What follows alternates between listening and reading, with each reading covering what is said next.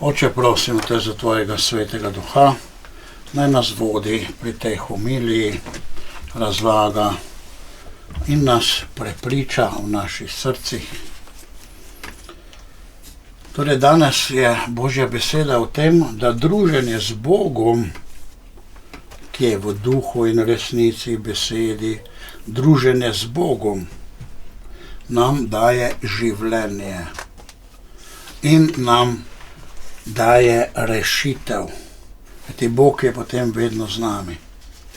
To je sklep, rekel, današnje Božje besede. Tako pravi že vstopni spev: Gospod spominja se svoje zaveze in mi smo v zavezi. Smo v zavezi za Bogom in On ne presliši tistih, ki k njemu kličejo. Ampak moramo biti v zavezi, moramo biti njegovi, dokazati, da smo njegovi. Tako si je Elija je si želel smrti, tako težko je bilo njegovo življenje preganjeno, rekel, dosti je. Tako da vidimo, želeti si smrti ni greh, ampak imete samomorilne misli, da bi sami kaj storili, to pa je greh. On je bil žalosten do smrti. Rekel, Bog, ti mi vzami življenje. Jaz ne morem več tako naprej. Pravi, to ni greh, še vedno ne. Ampak ko pa sami poskušamo sebi vzeti življenje, ali pa tudi evtanazija po cerkvenem nauku in po Božjem nauku, je greh. Ne smemo sebi vzeti življenje. Vstani in jej, pravi, torej Bog je bil z njim in je rekel, zdaj pa ti vstani in jej, ker si tako obupan, in mu je dal hrano. Zakaj? Za življenje, za tisti del naloge, ki jih mora opraviti. Torej Bog je čudežno tam nahranil, da je on lahko izvršil svojo nalogo. Tako tudi Bog nas čudežno nahrani, da mi izvršimo svojo nalogo lahko, in to moramo računati. Pravi, dal mu je nekaj malo hrane, ni bila super večerja z najboljšimi jedili, ampak hrana za preživetje, da je on lahko služil Gospodu. In je prišel na goro Horeb.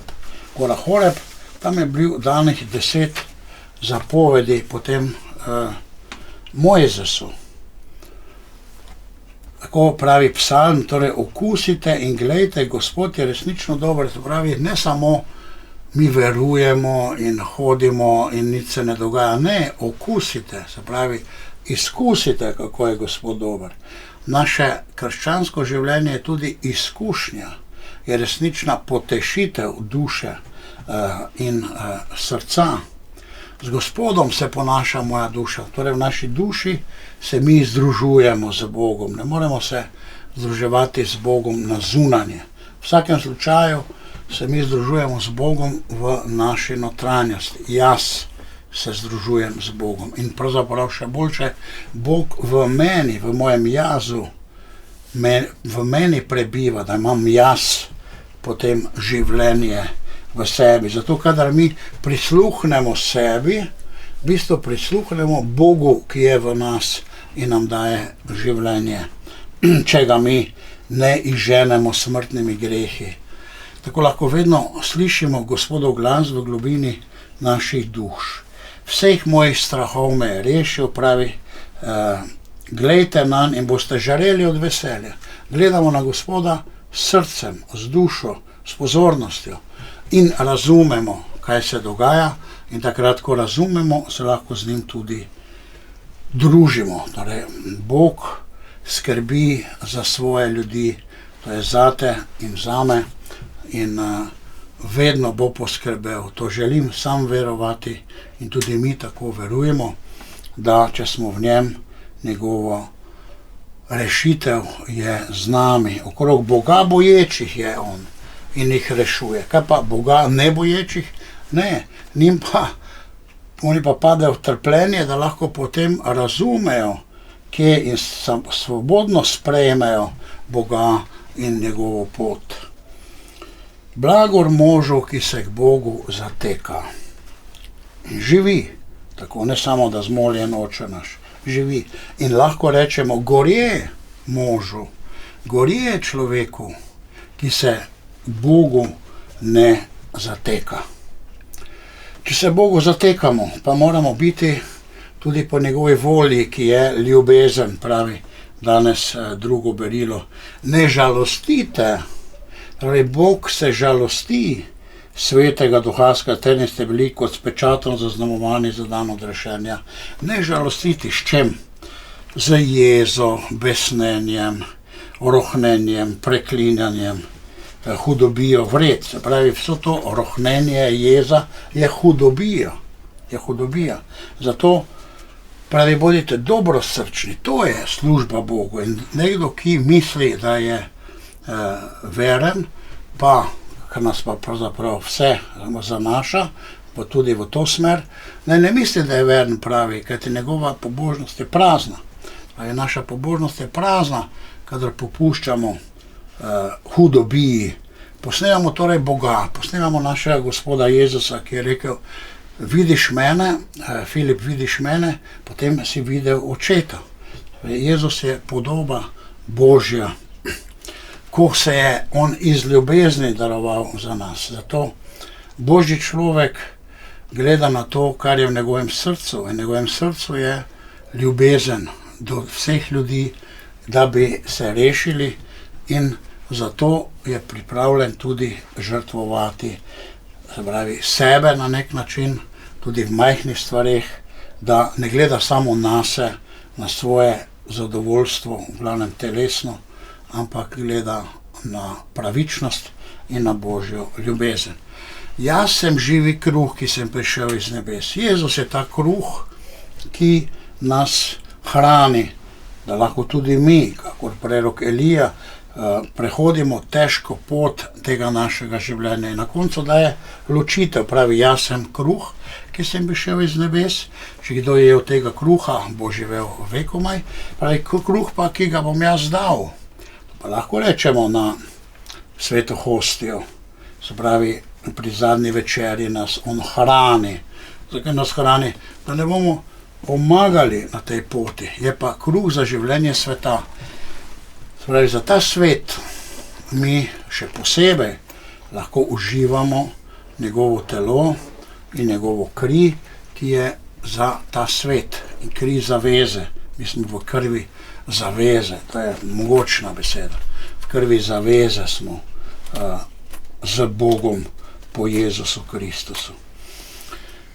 On je prišel iz nebes. Nebesa so kraj življenja in sreče. Pekel je kraj smrti. In Jezus govori o večnem peklu in tudi o večnih nebesih. Jaz ga bom obudil poslednji dan. Tisti,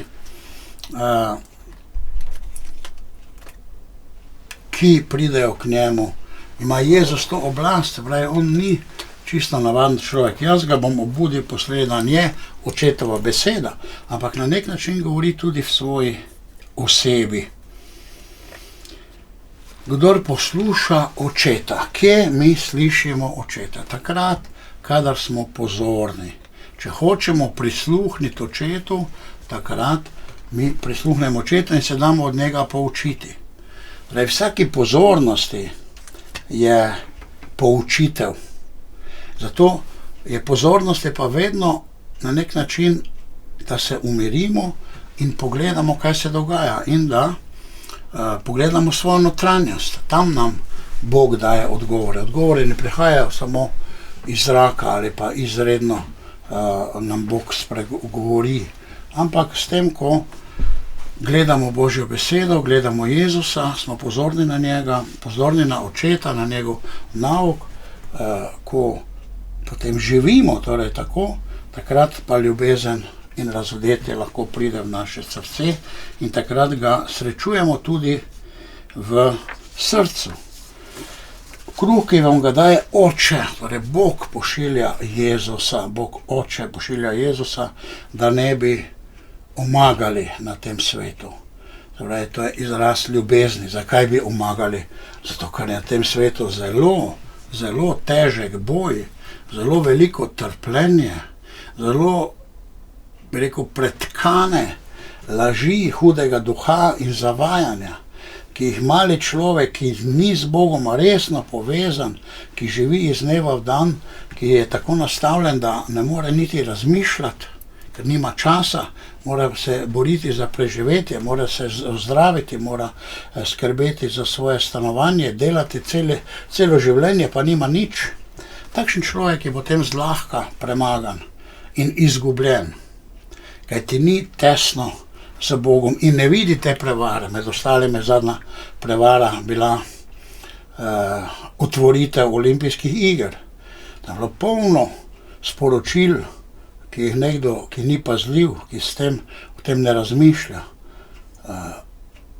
ki so bile namenjene javnosti in pa dušam, ljudem, da bi drugače mislili in se izgubili.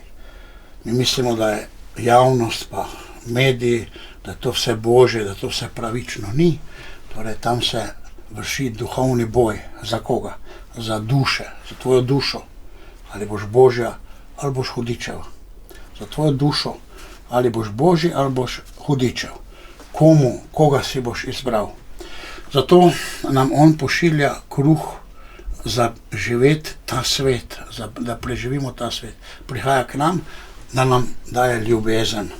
Zato je Jezus edini pravi odrešenik in rešitelj in njemu hvala in zahvala za njegovo ljubezen. Amen.